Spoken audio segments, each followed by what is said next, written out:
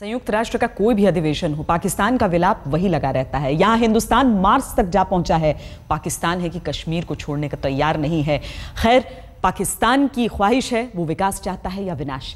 बहरहाल प्रधानमंत्री मोदी अमेरिका में है और यहां हिंदुस्तान में भारतीय जनता पार्टी के लिए मुश्किलें खड़ी हो गई हैं। महाराष्ट्र में गठबंधन टूटने के बाद बीजेपी ने तय कर लिया है कि चुनाव में उसका चेहरा नरेंद्र मोदी ही होंगे। पार्टी विकास के एजेंडे पर चुनाव लड़ेगी, जिसके स्टार प्रचारक खुद प्रधानमंत्री होंगे। दरअसल बीजेपी महाराष्ट्र में इससे अलग कुछ कर भी नहीं सकती, क्योंकि राज्य के स्तर पर उसके पास कोई बड़ा चेहरा ही नहीं है।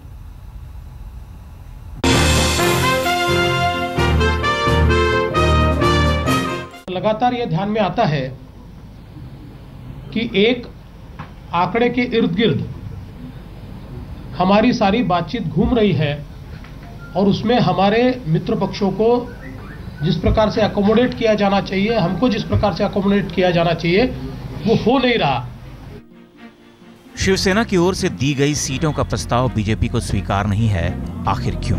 शायद उसे अपने बड़े होते कद का एहसास है और महाराष्ट्र में तमाम चेहरों के अकाल के बीच उसे एक चेहरे पर अटूट भरोसा है, जो भारत से लेकर अमेरिका तक चमक रहा है। अब तो दोस्ती की जमीन पर दंगल लड़ा जा रहा है, तो तैयारी भी पूरी है। पार्टी को अमेरिका से नरेंद्र मोदी की वतन वापसी का इंतजार है। महाराष्ट्र चुनाव में मोदी बीजेपी के स्टार प्रचारक होंगे। नरेंद्र मोदी महाराष्ट्र में 10 रैलियां करेंगे।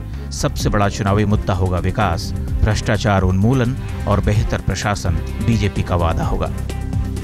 लोकसभा चुनाव में महाराष्ट्र में 22 सीटें जीतने के बाद बीजेपी ने विधानसभा चुनाव के मद्देनजर खुद को नए सिरे से तौला। पिछले चुनाव में दी गई सीटें उसे कम लगीं।